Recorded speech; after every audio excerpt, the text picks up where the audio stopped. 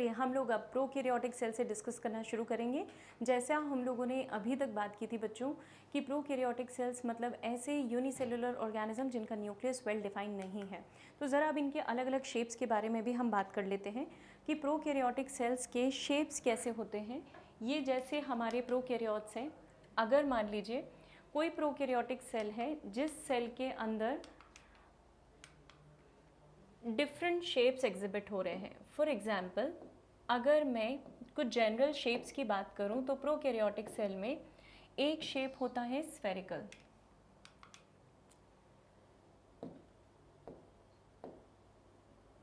एक shape prokaryotic cell का है स्फेरिकल। क्योंकि स्फेरिकल है इसीलिए इसे हम कोकाई बोलते हैं।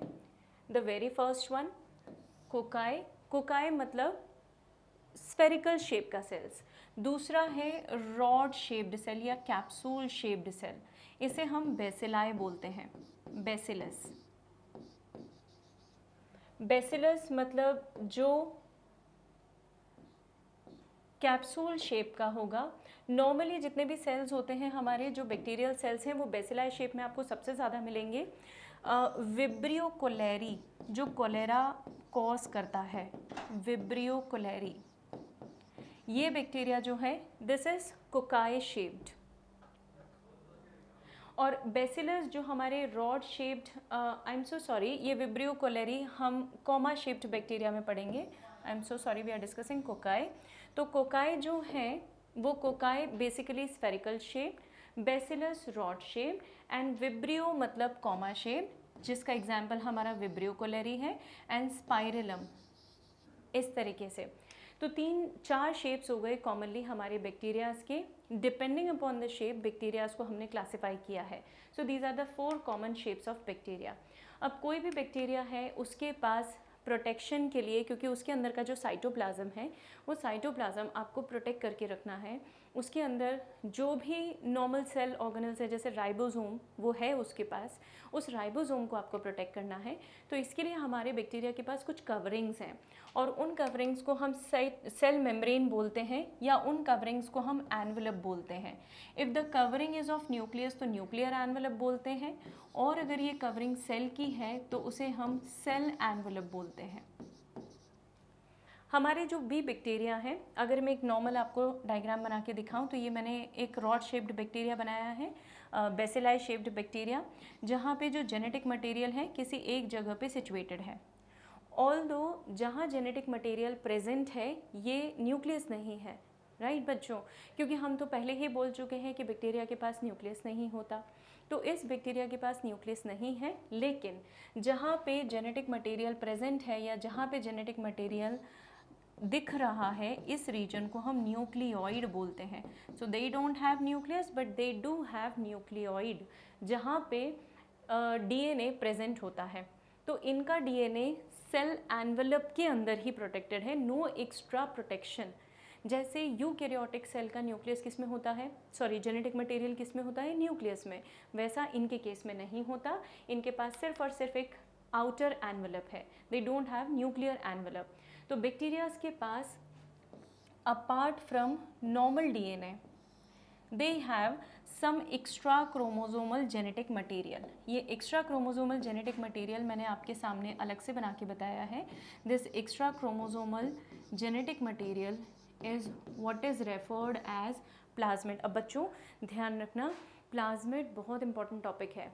प्लाज्मिड किसी भी बैक्टीरिया के अंदर extra genetical information, extra chromosomal material है।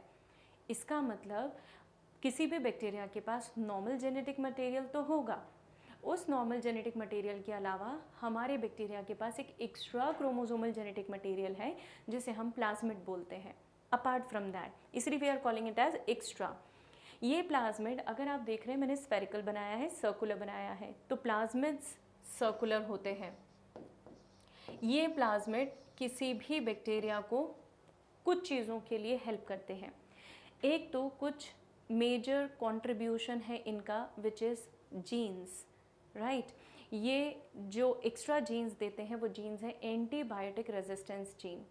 आपने सुना है बेटा, कि कोई भी बैक्टीरिया जो है फॉर एग्जांपल कहीं पे अगर आपको बैक्टीरियल इन्फेक्शन हुआ हो सपोज़ कभी, तो डॉक्टर्स आपको एंटीबायोटिक्स देते हैं, राइट। एंड डॉक्टर्स दे से कि एंटीबायोटिक का डोज पूरा कवर कीजिएगा, पूरा कंप्लीट कीजिएगा, बीच में नहीं छोड़ना है। पता है आपको क्यों? क्योंकि अगर आपने बीच में ब्रेक कर दिया तो वहाँ पे आपके बैक्टीरियाज डेवलप होना शुरू हो जाएंगे फिर से। बैक्टीरिया के पास ये नेचुरल रेजिस्टेंस मैकेनिज्म है कि वो अपने आप को एंटीबायोटिक से बचा सकता है। कैसे बचाएगा बच्चों? तो बैक्टीरिया अपने आप को प्लाज्मिड की मदद से हमेशा रेजिस्टेंस प्रोवाइड करवा लेता है और इसीलिए ये प्लाज्मिड बैक्टीरिया को एंटीबायोटिक रेजिस्टेंस देते हैं। These bacteria they provide antibiotic resistance. I hope this is clear. Even यही प्लाज्मिड जो हैं ये डीएनए के डुप्लीकेशन में भी मदद करते हैं। तो plasmids are basically responsible for either providing resistance to certain antibiotics or they are also helpful in replication. कोई भी प्लाज्मा मेम्ब्रेन में हमारे बैक्टीरिया की प्लाज्मा मेम्ब्रेन में कुछ और मॉडिफिकेशंस भी होते हैं। अब तक तो हमने पढ़ा बेटा एक आउटर एनवलप है जो कि बैक्टीरिया को प्रोटेक्ट करता है। ये बैक्टीरियाज की जो मेम्ब्रेन है ये मेम्ब्रेन्स हमारे लिए एनवलप हैं। वैसे तो बैक्टीरिया में 3 मेजर सेल एनवलप्स होते हैं जो तीनों के बारे में हम एक एक करके डिस्कस करने वाले हैं। फिलहाल प्लाज्मा मेम्ब्रेन के बारे में जस्ट एन इंट्रोडक्शन। किसी भी बैक्टीरिया के पास आउटर बाउंड्री जो है वो प्लाज्मा मेम्ब्रेन है एंड प्लाज्मा मेम्ब्रेन कई बार अंदर से फोल्ड हो जाती है और जो अंदर से इन फोल्डिंग्स है हमारी प्लाज्मा मेम्ब्रेन की, उन इन फोल्डिंग्स को हम बोलते हैं मीजोजोम्स। तो मीजोजोम्स क्या है बच्चों? Mesosomes are in foldings of plasma membrane. मतलब प्लाज्मा मेम्ब्रेन को अंदर से अगर फोल्ड कर दिया जाए तो दैट बिकम्स मीजोजोम। मीजोजोम क्यों बना रहा है बैक्टीरिया? तो there is some specific reason to it. जैसे ये बैक्टीरिया है और ये उसकी प्लाज्मा मेम्ब्रेन अंदर से फोल्ड हो रही है, ये देखिए, और मैंने कुछ मेजर जगह से इसे फोल्ड किया है। आप अगर नोटिस कर रहे हो तो मैंने साइड से भी फोल्ड किया है, सेंटर से भी फोल्ड किया है। तो हमारी प्लाज्मा मेम्ब्रेन अगर कॉइल्ड बॉडीज़ का शेप ले लें जो कि साइटोप्लाज्म की तरफ हो, मतलब सेल वॉल से दूर और साइटोप्लाज्म की तरफ, ये हमारे बैक्टीरिया की सेल वॉल है, the outer most structure, the toughest structure. उसके अंदर जो है दैट इज़ सेल मेम्ब्रेन, जहाँ पे ये मीजोजोम का फॉर्मेशन शो कर रही है। जो मीजोजोम आपको सेल मेम्ब्रेन के अंदर दिखाई दे रहा है उस मीजोजोम को हम लैटरल मीजोजोम बोलते हैं। 2 टाइप के मीजोजोम देखिए बेटा, एक मीजोजोम आपको यहाँ दिख रहे हैं और एक मीजोजोम की कैटेगरी आपको सेंटर में दिखाई दे रही है। तो जो मीजोजोम आपको सेंटर में दिखाई दे रहा है उसे हम सेंट्रल मीजोजोम बोलते हैं। This is called as central mesosome. और जो मीजोजोम आपको साइड में दिख रहे हैं ऑन आइदर साइड, इन्हें हम लेटरल मीजोजोम बोलते हैं। We call them as lateral mesosomes. So plasma membrane की इन फोल्डिंग को हम मीजोजोम बोलेंगे एंड मीजोजोम लेटरल हो सकते हैं, सेंट्रल हो सकते हैं। अब ज़रा समझिएगा बेटा, सेंट्रल और लेटरल मीजोजोम का पर्पस। ये लेटरल मीजोजोम जो है ना, they are analogous to mitochondria. हमारी बॉडी में, हमारे सेल्स में जो माइटोकॉन्ड्रिया हैं उनसे ये सिमिलर है फंक्शन वाइज। कैसे पता है? अरे हमारा माइटोकॉन्ड्रिया क्या करता है, याद करिए, सेलुलर रेस्पिरेशन करता है कि नहीं? तो जैसे हमारा माइटोकॉन्ड्रिया सेलुलर रेस्पिरेशन करता है वैसे ही इनका मीजोजोम सेलुलर रेस्पिरेशन करता है। मतलब मैं यहाँ लिख सकती हूँ that this part is basically helpful in the process of respiration of the cell. ये किस में मदद कर रहा है? सेल के रेस्पिरेशन में। वहीं जो सेंट्रल मीजोजोम है, ये सेंट्रल मीजोजोम डीएनए को मदद करता है अटैचमेंट में। तो जिस समय पे डीएनए को रेप्लिकेट करना है वो डीएनए इससे जाकर चिपक जाता है और वो फिर यहाँ पर रेप्लिकेशन शुरू करता है, अपनी कॉपी बनाना शुरू करता है। So this is what is all about mesosome. अब ये मीजोजोम रेस्पिरेशन में कैसे मदद करते हैं? जैसा हमने पहले ही कहा, दे हेल्प इन रेस्पिरेशन। तो इनके पास कुछ स्पेशल एंजाइम्स है जैसे oxidases and dehydrogenases. These are set of enzymes. सबसे ज़्यादा एंजाइम्स किसी भी बैक्टीरिया में मीजोजोम्स के आसपास ही मिलेंगे बच्चों। क्योंकि वहाँ दो मेन इंपॉर्टेंट प्रोसेस चल रही हैं, याद रखिएगा। क्या, एक तो आपका सेल रेस्पायर कर रहा है उसी जगह से, दूसरा फंक्शन वहाँ पे डीएनए का रेप्लिकेशन हो रहा है। तो ये दो मेन इंपॉर्टेंट इवेंट्स हैं जो कि मीजोजोम में हो रहे हैं। इसका मतलब हम कह सकते हैं कि मीजोजोम में एंजाइम्स का नंबर ज़्यादा होगा। ये क्वेश्चन पूछा गया है, इसका ध्यान रखिएगा। ओवरऑल अगर मैं बात करूँ तो क्योंकि सेल वॉल के फॉर्मेशन में मीजोजोम हेल्पफुल है, it gives certain kind of structures और it produces certain kind of structures जो सेल वॉल का फॉर्मेशन करते हैं। डीएनए के रेप्लिकेशन में इंपॉर्टेंट है ये, और इसके अलावा डिस्ट्रीब्यूशन ऑफ जेनेटिक मटेरियल मैं आपको ब्रीफ में बताती हूँ। आपको इसका डिटेल मैकेनिज्म जानने की ज़रूरत नहीं है। Nobody will ask in our exam, NEET में कोई नहीं पूछने वाला है। ये मैंने बाहर की तरफ जो बनाई है टफ आउटर बाउंड्री बनाई है which is called as cell wall, right. इस सेल वॉल को अंदर से सपोर्ट या अंदर जो स्ट्रक्चर प्रेजेंट है दैट इज़ मीजोजोम, जो कि इनफोल्डिंग ऑफ प्लाज्मा मेम्ब्रेन है। अभी फ़िलहाल मैंने दो सेंट्रल बनाए और एक लैटरल बनाया है। जब भी डीएनए को डुप्लीकेट करना है वो डीएनए इसके साथ जाकर अटैच हो गया, राइट। अटैच होकर यहाँ पे डीएनए की कॉपी बन गई, और उसके बाद ये जो मीजोजोम है, देखिएगा I am using a different colour to show now the changed mesosome. वो मीजोजोम कुछ इस तरीके से चेंज हो जाएगा, डबल हो गया, मीजोजोम बढ़ गया, और उस बड़े हुए मीजोजोम पे अब आपका डीएनए जो है वो ऐसा स्प्रेड हो गया, राइट। Are you getting? मैंने उसे जानबूझकर ओवरलैप किया है, मैं आप उसे क्लियर करके भी बता देती हूँ। देखिएगा, अगर इनफोल्डिंग है ये प्लाज्मा मेम्ब्रेन की, ये ऐसी इनफोल्डिंग है, तो इस इनफोल्डिंग पे पहले तो मीजोजोम डबल हो गया या मीजोजोम एक्सपैंड हो गया, उस पे जो डीएनए है वो डबल होके वो चिपका हुआ है। अब मीजोजोम इस डीएनए को आधा इधर और आधा इधर डिस्ट्रीब्यूट कर देगा। सो this is how it helps in distribution of DNA into the daughter cells. ये मीजोजोम का एक इंपॉर्टेंट फंक्शन है। ये ओवरऑल एक बैक्टीरिया का डायग्राम है, एक प्रोकैरियोटिक सेल का डायग्राम है, जहाँ पे मैंने अभी तक आपसे जो डिस्कस किया वो न्यूक्लियोइड रीजन के बारे में डिस्कस किया। ये न्यूक्लियोइड है, राइट, जहाँ पे जेनेटिक मटेरियल प्रेजेंट है।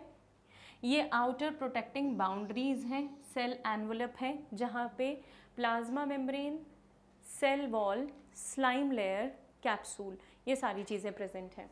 और इसके अलावा हमारे सेल के अंदर साइटोप्लाज्म प्रेजेंट है। एक्स्ट्रा क्रोमोसोमल जेनेटिक मटेरियल जिसके बारे में हमने अभी थोड़ी देर पहले बात की थी वो ये रहा, आप नोटिस कर लीजिए। ये एक्स्ट्रा क्रोमोसोमल जेनेटिक मटेरियल हो गया। बाकी की चीज़ें हम ग्रेजुअली डिस्कस करने वाले हैं, about pili, about ribosome, food granule and flagella. तो आई होप इतना पार्ट आपको क्लियर है, जहाँ पे हमने किसी भी बैक्टीरिया के बेसिक एनवलप्स के बारे में सिर्फ लोकेशन देखी प्लस न्यूक्लियोइड की लोकेशन देखी। अब हम आ जाते हैं प्रॉपरली इस सेल वॉल के मॉडिफिकेशन पे या सेल वॉल के स्ट्रक्चर पे। हमारे जो बैक्टीरियाज हैं इनके पास मेजरली 3 लेयर्स हैं। एक ग्लाइकोकैलिक्स है जो कि आउटर मोस्ट स्ट्रक्चर हो सकता है, ये सभी बैक्टीरिया में हो बच्चों, ऐसा ज़रूरी नहीं है। उसके अंदर सेल वॉल होती है और उसके अंदर प्लाज्मा मेम्ब्रेन होती है, और प्लाज्मा मेम्ब्रेन की इनफोल्डिंग्स आपने मीजोजोम पढ़ी। तो हम बात करेंगे सबसे पहले ग्लाइकोकैलिक्स के बारे में। वैसे तो ये तीनों ही मिलकर सेल का एनवलप बनती है, लेकिन तीनों लेयर्स का अपना अपना इंपॉर्टेंस है बच्चों, अपना अपना फंक्शन है, but togetherly they protect the cell. जैसे सेल वॉल की मैं अगर बात करूं तो ओवरऑल सेल वॉल जो है वो बैक्टीरिया को प्रोटेक्ट करके रखती है फ्रॉम बर्स्टिंग। ओके, आप याद कीजिए आपने प्लांट के अंदर सेल वॉल पढ़ी है। प्लांट की सेल वॉल कैसी होती है, जो प्लांट के सेल्स को फटने से, बर्स्ट होने से बचाती है। वैसे ही बैक्टीरिया की सेल वॉल है जो उसे बर्स्ट होने से बचाएगी, कोलैप्स होने से बचाएगी। अब ये जो सेल वॉल है, इस सेल वॉल की भी स्पेशलिटी है।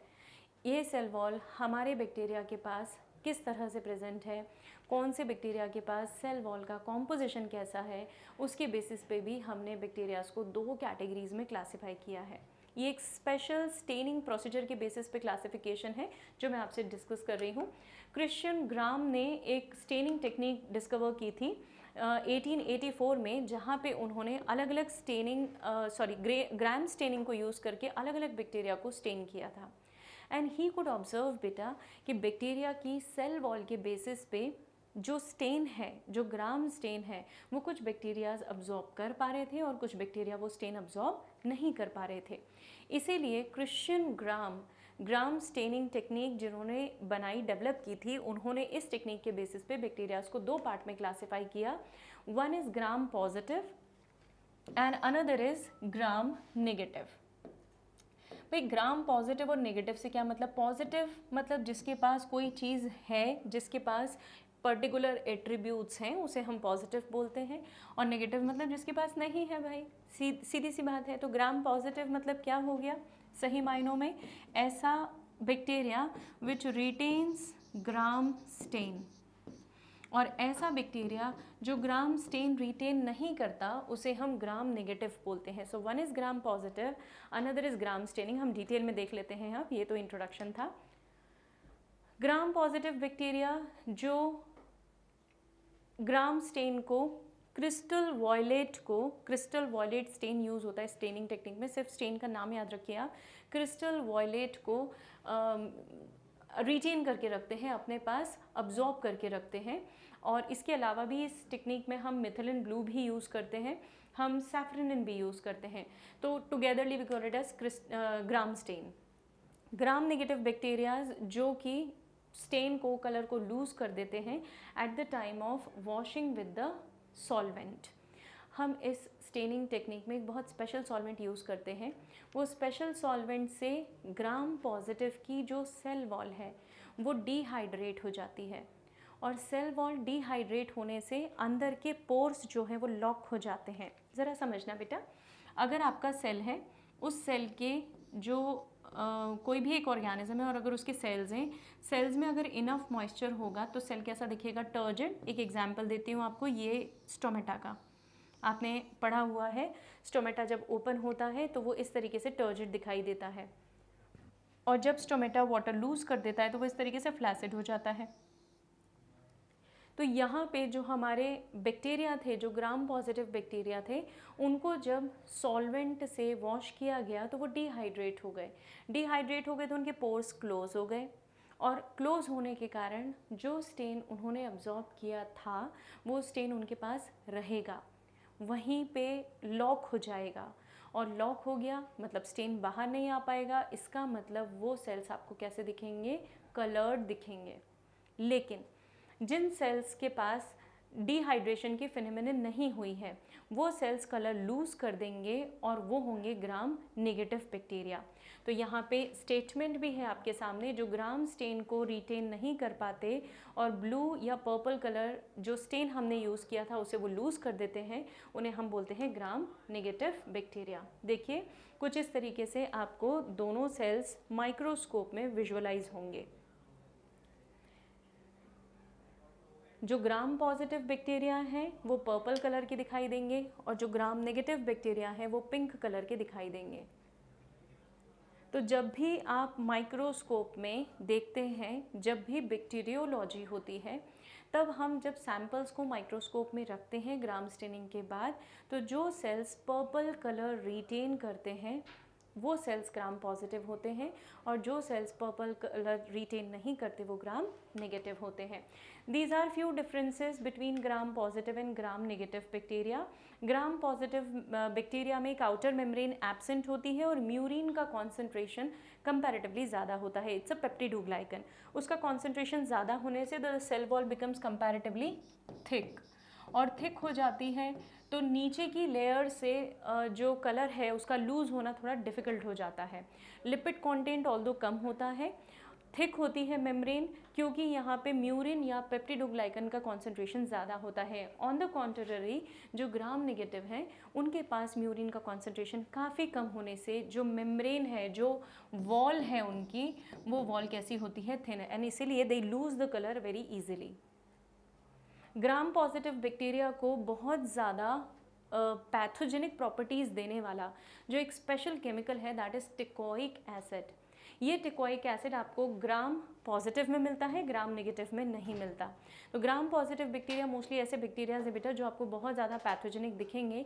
तो कई बार जब ब्लड एनालिसिस होता है, यूरिन एनालिसिस होता है, तो उन केसेस में ग्राम स्टेनिंग एक बहुत इंपॉर्टेंट फैक्टर है जो हमें ये बता देती है कि भाई ये बैक्टीरिया पैथोजेनिक है, ये पर्पल कलर का दिख रहा है, दिस इज़ अ पैथोजेनिक। जैसे अभी मैंने आपको कुछ एग्जाम्पल्स दिए थे, ई कोलाई, रिमेंबर हमने पिछली स्लाइड्स में ई कोलाई के बारे में पढ़ा था, that it is a gram positive bacteria and you know that E coli बहुत बड़ा पैथोजन है, isn't it? It causes diarrhea, dysentery, बहुत सारी प्रॉब्लम से एसोसिएटेड है। These are few more differences between gram positive and gram negative bacteria. Coming to the another membrane, another protective membrane which is glycocalyx. Okay, glycocalyx कुछ भी नहीं है, it is just a combination of glycoproteins, glycolipids जो कि membrane के extensions हैं।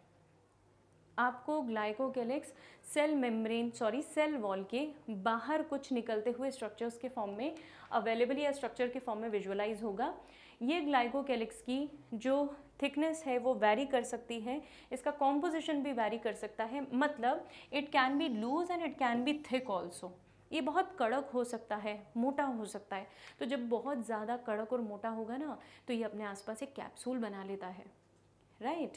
तो जैसे कुछ एडवर्स कंडीशंस हैं, आपने सुना है कि बैक्टीरिया हर एडवर्स कंडीशन में अपने आप को सर्वाइव रख पाता है, जिंदा रख पाता है, सुना होगा। कैसे? इसी कैप्सूल के कारण। तो जब भी ये पास्चुराइजेशन करते हैं हम, पास्चुराइजेशन एक जो मिल्क को प्रिजर्व करने की टेक्निक है, आपको पता है बहुत हाई टेम्परेचर तक उसे गर्म करते हैं और तुरंत ठंडा कर देते हैं, उस केस में कैप्सूल ब्रेक होती है। इसीलिए पास्चुराइजेशन एक बहुत इंपॉर्टेंट, बहुत अच्छी प्रिजर्वेटिव टेक्निक है।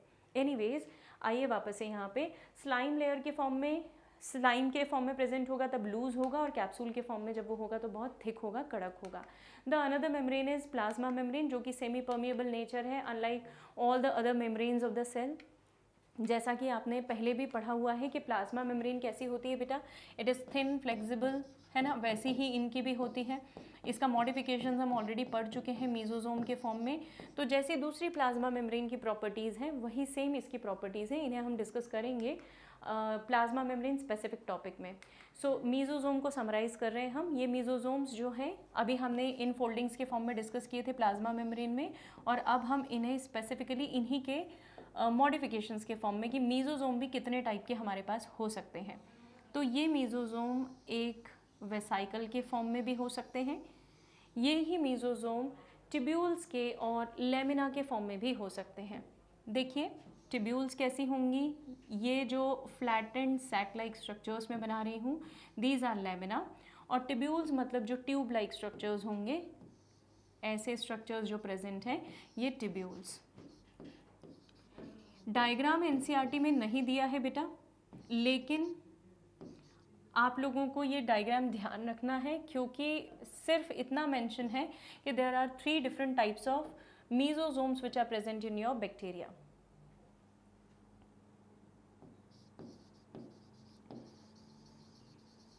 This is lamellae and this is vesicle. तो ये हो गए हमारे 3 अलग अलग टाइप के mesosomes, vesicle, tubules and lamellae. We already talked कि मेसोसोम्स जो हैं वो सेलुलर रेस्पिरेशन में मदद करते हैं, और मेसोसोम का लोकेशन अब इस डायग्राम के थ्रू आपको यहाँ पे क्लियर हो जाएगा। This is where mesosomes are located, right. Nucleoid हम ऑलरेडी बात कर चुके हैं। So these are in general all the functions which we discussed about mesosome. Enzyme content mesosome का बहुत हाई होता है, इसके बारे में भी हम लोगों ने बात कर ली है, और आपको ये ध्यान भी रखना है कि एंजाइम का कॉन्सेंट्रेशन मेसोसोम में क्यों हाई होता है। मैंने आपको बताया है सेलुलर रेस्पिरेशन के कारण, है ना। Those are the cell organelles which are responsible for cell respiration. कई सारे बैक्टीरियाज के अंदर कुछ कलर्ड पिगमेंट्स भी होते हैं जिन्हें हम क्रोमैटोफोर्स बोलते हैं। मतलब जैसे साइनोबैक्टीरिया है, साइनोबैक्टीरिया की मेम्ब्रेन के अंदर कुछ कलर्ड पिगमेंट्स प्रेजेंट होते हैं जिन्हें हम क्रोमैटोफोर्स बोलते हैं। हर बैक्टीरिया की प्रॉपर्टी नहीं है। ये पिगमेंट्स फोटोसिंथेसिस में भी मदद करते हैं अगर बैक्टीरिया जो है वो फोटोसिंथेटिक बैक्टीरिया है तो, और ये पिगमेंट्स ये जो पिगमेंट्स हैं ये कलर इम्पार्ट करने में भी मदद करते हैं। So majorly they are helpful in photosynthesis. अब अगर बैक्टीरियाज के चलने फिरने के बारे में बात की जाए तो not all the bacterias are motile but not all the bacterias are non motile. तो कुछ बैक्टीरिया चल सकते हैं, कुछ बैक्टीरिया नहीं चल सकते हैं। बट ऑब्वियसली बात है बेटा, सिंगल सेल है तो इसका मतलब वो सिंगल सेल मूवमेंट भी करे, डाइजेशन भी वही करे, रेस्पिरेशन भी वही करे, सब कुछ उसी ने करना है। तो अगर इस बैक्टीरिया को चलना हो तो फिर कैसे चलेगा, राइट? तो हमारे बैक्टीरिया को चलने के लिए भी एक स्पेशल स्ट्रक्चर की हेल्प लगी हुई है and that is what is referred as flagella.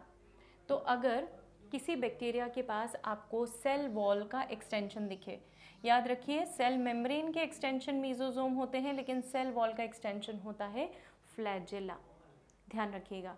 तो किसी भी बैक्टीरिया के अंदर आपको थिन फिलामेंटस स्ट्रक्चर, ये पतले पतले से हैं और फिलामेंटस थ्रेड लाइक स्ट्रक्चर्स हैं बैक्टीरिया के अंदर जिन्हें हम फ्लैजेला बोलते हैं। ये बैक्टीरिया के किसी एक एंड से भी निकल सकते हैं बेटा, और अगर ये बैक्टीरिया के दोनों एंड से भी निकल सकते हैं। मुझे उम्मीद है आपको शेप याद आ रहा होगा, this is bacilli type of bacteria, right? ये एक एंड से कई सारे भी निकल सकते हैं, फाइन। तो हमारे पास बैक्टीरिया के अंदर फ्लैजेला का अरेंजमेंट डिफरेंट हो सकता है। इट ऑल डिपेंड्स कि आपका बैक्टीरिया किस टाइप के माहौल में रहता है। इनके अलग अलग नाम है बेटा, मोनोट्राइकस, लोफोट्राइकस, पेरीट्राइकस, लेकिन नाम एनसीईआरटी में नहीं है तो आप बिल्कुल इग्नोर कर दीजिए। बस एनसीईआरटी इतना मेंशन करती है that they may have one और more than one number of flagella.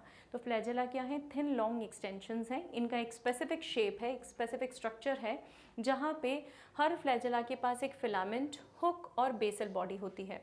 मैं आपको डायग्राम बता रही हूँ। ये सपोज ये एक फ्लैजेला है, इस फ्लैजेला में यहाँ पर बेसल बॉडी प्रेजेंट होगी, ये उस फ्लैजेला का हुक है, this is hook of flagella, और ये फ्लैजेला का फिलामेंट है।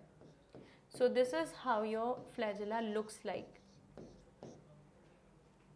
सो flagella have a basal body, a hook and a filament and this helps in locomotion. किसका एक्सटेंशन है आप याद रखेंगे, this is the extension of cell wall. Flagella के अलावा हमारे बैक्टीरिया में और दो स्ट्रक्चर्स होते हैं जिनका नाम मैंने अभी थोड़ी देर पहले आपके सामने लिया था।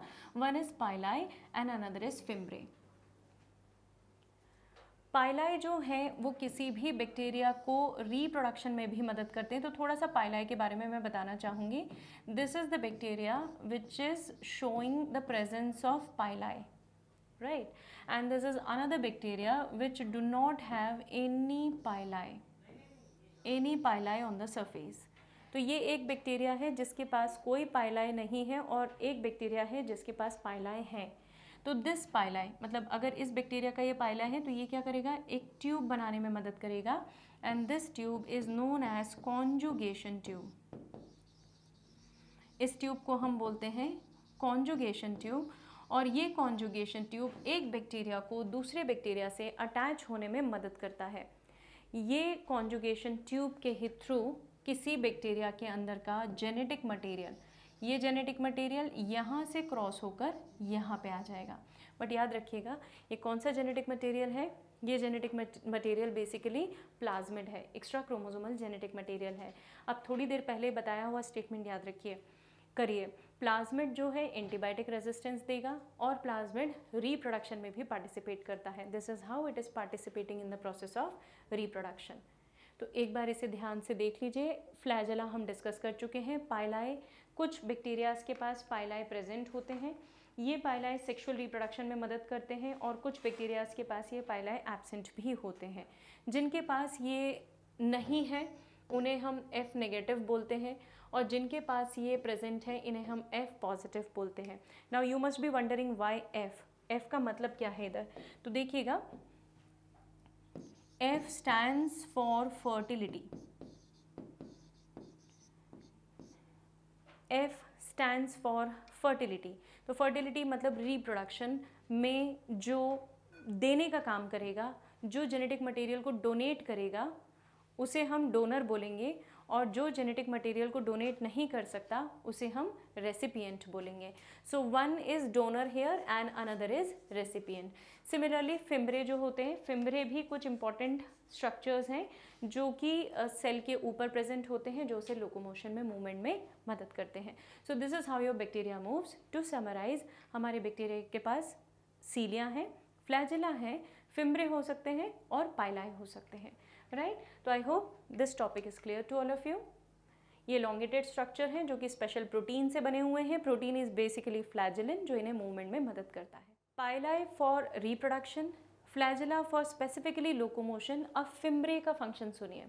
फिम्ब्रे जो है वो ब्रिसल लाइक होते हैं बेटा, धागे जैसे. जैसे किसी ब्रश में अगर आप देखें तो किसी ब्रश में स्ट्रक्चर्स कैसे दिखेंगे ना आपको. तो ये अगर आपका बैक्टीरिया है, इस बैक्टीरिया के ऊपर यहाँ पे ऐसे छोटे छोटे से फाइबर्स प्रेजेंट होते हैं. ये फाइबर्स उसे किसी भी सरफेस से अटैच होने में मदद करते हैं. और पता है अगर ये बैक्टीरिया है तो ये बैक्टीरिया अगर पैथोजेनिक है और पैथोजेनिक बैक्टीरिया को होस्ट से अटैच होना है तो वो इन ब्रिसल्स की मदद लेगा, इन फिम्ब्रे की मदद लेगा. तो फिम्ब्रे क्या है बच्चों? फिम्ब्रे आपको याद रखना है, these are just bristles that will help in attachment with the host. और कई बार तो सरफेस से अटैचमेंट में भी ये मदद करते हैं. नॉट नेसेसरी कि सिर्फ होस्ट की ही ज़रूरत हो. जैसे अगर सेल वॉल की मैं बात करूँ, सेल वॉल प्रोटेक्शन के लिए काम करती है, सेल मेम्ब्रेन प्रोटेक्शन के लिए काम करती है. लेकिन सेल मेम्ब्रेन का एक पार्ट विच इज़ एक मॉडिफिकेशन विच इज़ मीजोजोम, ये रेस्पिरेशन, डीएनए रेप्लिकेशन में मदद करता है. Then we have appendages for motility, इसको मोबाइल करने के लिए हमारे पास फ्लैजेला है, सीलिया है, फिम्ब्रे हैं एंड पाइलाई है. तो इन चीज़ों को आप समराइज़ करके इस तरीके से ध्यान रख सकते हैं कि कुछ ये अपेंडेजेस हैं जो हमारे बैक्टीरिया को हेल्प करते हैं. So this is for motility plus reproduction भी इसमें इंक्लूडेड है, लेकिन स्पेसिफिक है इसलिए मैं लिख नहीं रही हूँ. और ये respiration plus DNA duplication and these are protection. इसमें मैं ग्लाइकोकैलिक्स और ऐड करना चाहूँगी. तो ये तीन चीज़ें किस में है? Protection. So here we have done और थ्रू विथ प्रोकैरियोट्स. अब यूकैरियोटिक सेल के अंदर जो सेल ऑर्गेनल्स हैं वहाँ से शुरू करेंगे. उनमें से एक सेल ऑर्गेनल दोनों में कॉमन है, राइबोसोम. वहाँ से हम टॉपिक शुरू करेंगे.